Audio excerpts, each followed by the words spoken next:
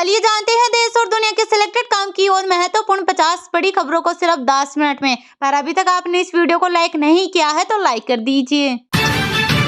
कांग्रेस ने भारत न्याय यात्रा का नाम बदला, इसे भारत जोड़ो न्याय यात्रा किया। पार्टी बोली यह नाम ब्रांड बना, 14 जनवरी से होगी शुरू। बीच पर मॉर्निंग वॉक, समुद्र में स्नॉर्कलिंग। पीएम मोदी ने शहर की लक्षद्वीप दौरे की पिक्स, बोले जो लोग रोमांच चाहते हैं वो उनके लिए लक्षद्वीप आपकी लिस्ट में होना चाहिए। सीएम केजरीवाल बोले शराब घोटाला हुआ तो पैसा कहाँ गया। ईडी समन पर कहा भाजपा मेरी गिरफ्तारी चाहती है ताकि लोकसभा चुनाव में प्रचार न कर सकूं। भारतीय जनता पार्टी के पॉपुलर नेता जेपी नड्डा पहली बार लड़ सकते हैं लोकसभा चुनाव। राज्यसभा सांसदों को मैदान में उतारने की तैयारी में बीजेपी। इंडिया गठबंधन के लिए फिलहाल सत्ता में बैठी बीजेपी को टक्कर देना हुआ मुश्किल, तीसरी बार मोदी सरकार। एमपी और यूपी में बारिश के बाद सर्दी बढ़ी, राजस्थान के सीकर में पारा 1% तक गिरा। 15 राज्यों में घना छाया कोहरा, दिल्ली में 26 ट्रेनें हुई लेट। प्रधानमंत्री नरेंद्र मोदी राजस्थान में डीजीपी और आईजीपी सम्मेलन में लेंगे भाग। नए आपराधिक कानूनों की रोड मैप पर होगा विचार विमर्श। कांग्रेस में शामिल हुई आंध्र प्रदेश के पूर्व मुख्यमंत्री वाईएस राजशेखर रेड्डी की बेटी शर्मिला, कहा राहुल को प्रधानमंत्री के रूप में देखना मेरे पिता का सपना था। भगवान श्री राम पर दिए अपमानजनक बयान पर भड़के परमहंस आचार्य, बोले मैं जितेंद्र आहवाड को मार डालूंगा, भगवान राम को बताया मांसाहारी। उत्तराखंड के सीएम पुष्कर सिंह धामी ने की ऊर्जा विभाग की समीक्षा, कहा वैकल्पिक ऊर्जा के क्षेत्र में तेजी से किए जाए कार्य, राज्य में निवेश में तेजी से वृद्धि होगी, डिजिटल भुगतान को बढ़ावा देते हुए राजस्व वृद्धि। रामलला, सबरी और निषाद राज पर डाक टिकट होंगे जारी, अतिथियों को आमंत्रण पत्र के साथ आधार दिखाना होगा, उनके लिए 12,000 लॉकर बनाए गए। राम मंदिर प्राण प्रतिष्ठा निमंत्रण पत्र की पहली झलक, निमंत्रण पत्र के बॉक्स में है 5 चीजें, इनमें पूजित अक्षत और बाल राम की तस्वीर भी शामिल।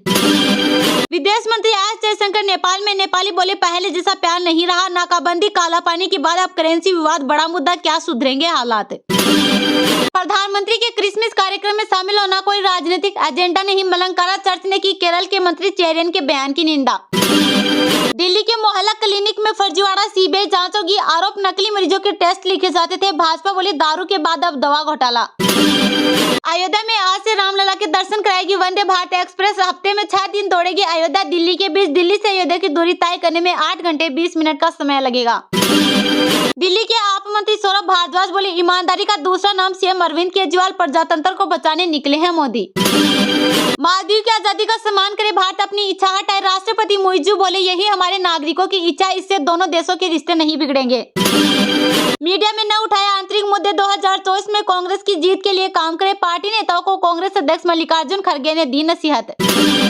देश में फिर से पांव पसार रहा कोरोना वायरस, पिछले 24 घंटे में 2 मरीजों की हुई मौत, अब तक इतने 4,423 हुए दर्ज, एक्टिव केसों में आई तेजी। कर्नाटक बीजेपी का कैंपेन में भी कार से मुझे भी गिरफ्तार करो, 31 साल बाद पुलिस ने पकड़ा, कांग्रेस ने लगाया आरोप, श्रीकांत पुराना बदमाश, उसके खिलाफ 16 केस। केंद्रीय मंत्री धर्मेंद्र प्रधान बोले यूपी के बगैर विकसित भारत की संकल्पना संभव नहीं, पीएम श्री स्कूलों के आधुनिकीकरण हुआ सफल। माइक्रोसॉफ्ट ने 30 साल बाद कीबोर्ड में क्या बदल, एआई चैटबॉट को पायलट के लिए अलग बटन दिया, इसे ओल्ट की के बगल में रखा। अदानी मामले में सुप्रीम कोर्ट के फैसले पर कांग्रेस ने कसा तंज, कांग्रेस नेता जयराम रमेश बोले क्रोनिक कैपिटलिज्म के विरुद्ध जारी रहेगी लड़ाई। पूरे देश में मोदी की गारंटी की चर्चा, कांग्रेस लेफ्ट ने महिलाओं को नहीं दिया सम्मान, केरल में विपक्ष पर जमकर बरसे पीएम मोदी। सीट शेयरिंग को लेकर कांग्रेस टीएमसी में दरार, अधीर रंजन चौधरी बोले ममता बनर्जी पीएम मोदी की खुशामद में लगी, वे गठबंधन नहीं करना चाहती। मस्क के फॉल्कन 9 रॉकेट से लॉन्च होगा भारतीय सैटेलाइट, जल्द अंतरिक्ष में भेजा जाएगा G-20, पहली बार स्पेसएक्स और इसरो मिलकर काम करेंगे। इंडिगो के विमान से सफर करना होगा सस्ता, 1000 रुपए तक कम हो सकता है किराया, एयरलाइन ने फ्यूल चार्ज वसूलना किया बंद। 3 महीने में तैयार हुआ राम मंदिर का गोल्ड मॉडल, मेरठ के सराफा कारोबारी ने बनाई श्रीराम ज्वेलरी सीरीज, प्राण प्रतिष्ठा के दिन अयोध्या में होगी प्रदर्शित। पीएम मोदी का मुरीद हुआ चीन का मीडिया, ग्लोबल टाइम्स ने लिखा भारत आत्मविश्वास से भरा देश, मोदी की लीडरशिप में तेजी से आगे बढ़ रहा। पूर्व सीएम शिवराज ने बंगले पर लिखवाया मामा का घर, बोले कई बार राज तिलक होते होते वनवास हो जाता है लेकिन किसी उद्देश्य के लिए होता है। भारत की रिचेस्ट प्रोमोटर बनी अदानी फैमिली, रिलायंस इंडस्ट्रीज के मुकेश अंबानी को पीछे छोड़ा, मार्केट कैप रुपए 15.27 लाख करोड़ के पार हुआ। प्रयागराज की लड़की ने बनाया रिकॉर्ड, थाईलैंड में 13,000 फीट पर फहराया राम मंदिर का ध्वज, वीडियो सोशल मीडिया पर हुआ वायरल। पाकिस्तान से सीमा हैदर के पति सचिन को पहली बार आया गुस्सा, पाकिस्तानियों तुम्हारा जीजा हूँ, शर्म नहीं आती ऐसे बोलते हुए, इज्जत करो अपने जीजा की। पीएम मोदी के खिलाफ आपत्तिजनक टिप्पणी मामले में पवन खेड़ा को लगा झटका, सुप्रीम कोर्ट ने एफआईआर रद्द करने से किया इनकार। कर्नाटक कांग्रेस नेता बोले, यहाँ गोधरा जैसा कांड होने की आशंका, राम मंदिर कार्यक्रम को राजनीतिक बताया, राज्य सरकार से सुरक्षा बढ़ाने को कहा। बिना लाइन में लगे होंगे अयोध्या में भगवान राम के दर्शन, होटल बुकिंग से लेकर आरती पास तक पवित्र अयोध्या ऐप से मिनटों में हो जाएगा काम। लोकसभा चुनाव से पहले भाजपा को लेकर शरद पवार का बड़ा दावा, कहा स्थिति भगवा पार्टी के अनुकूल नहीं। राष्ट्रीय महिला आयोग की अध्यक्ष रेखा शर्मा ने कहा, कोविड-19 महामारी की अवधि में घरेलू हिंसा के मामलों में बढ़ोतरी के बाद अब कमी आई। अंतर्राष्ट्रीय बाजार में कमजोरी के रुख के बीच दिल्ली सराफा बाजार में सोने में 420 रुपए की गिरावट, चांदी 1900 रुपए कमजोर हुई। छत्तीसगढ़ शासन के राजस्व मंत्री टंकराम वर्मा ने संभाला कामकाज, लंबित प्रकरणों को समय में निराकरण करने के दिए निर्देश। अमीर नेता पार्टी फंड में चंदा देने में कंजूसी न करे, बैठक के दौरान कांग्रेस नेताओं से बोले राहुल गांधी। पीएम मोदी ने 10 साल में नहीं किया कोई बड़ा काम जिसे माइलस्टोन कहा जा सके, मल्लिकार्जुन खड़गे मोदी सरकार पर हमला बोलते हुए कहा, पीएम पीएसयू और बड़ी संस्थाओं को बेच रहे हैं। भाजपा ने शुरू की मोर्चाबंदी, भट्ट बोले जीत ऐसी हो कि वर्षों तक विरोधी खड़े न हो पाए। काननी नंजुकू नेशनल सोतो कप कराटे चैंपियनशिप में वाराणसी के खिलाड़ियों का रहा स्वर्णिम प्रदर्शन। दीपक सक्सेना होंगे जबलपुर की नए कलेक्टर, कैबिनेट मीटिंग के 24 घंटे के भीतर सौरभ कुमार सुमन की छुट्टी। खेल मंत्रालय के फैसले को चुनौती देगा WFI, बोले ब्रजभूषण सिंह के करीबी संजय सिंह। मुख्यमंत्री डॉक्टर मोहन यादव ने कहा, ग्वालियर मेले को अंतर्राष्ट्रीय स्तर का बनाएंगे।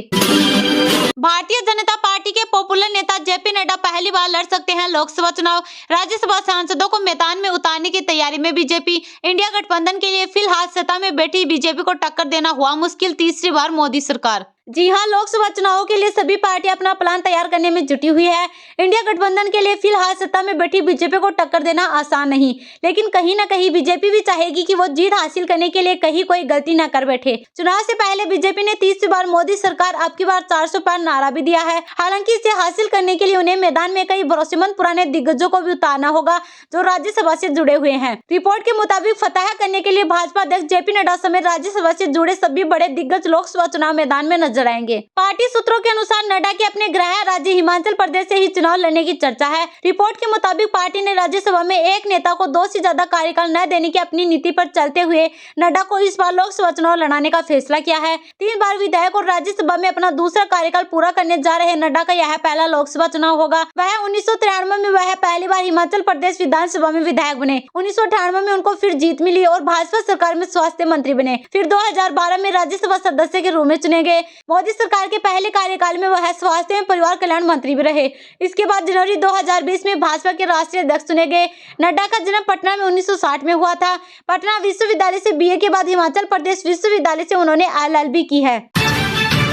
उत्तराखंड के सीएम पुष्कर सिंह धामी ने की ऊर्जा विभाग की समीक्षा, कहा वैकल्पिक ऊर्जा के क्षेत्र में तेजी से किए जाए कार्य, राज्य में निवेश में तेजी से वृद्धि होगी, डिजिटल भुगतान को बढ़ावा देते हुए राजस्व वृद्धि। उत्तराखंड के मुख्यमंत्री पुष्कर सिंह धामी ने सचिवालय में ऊर्जा विभाग की समीक्षा करते हुए अधिकारियों को निर्देश दिए कि राज्य में ऊर्जा एवं वैकल्पिक ऊर्जा के क्षेत्र में तेजी से कार्य किए जाए।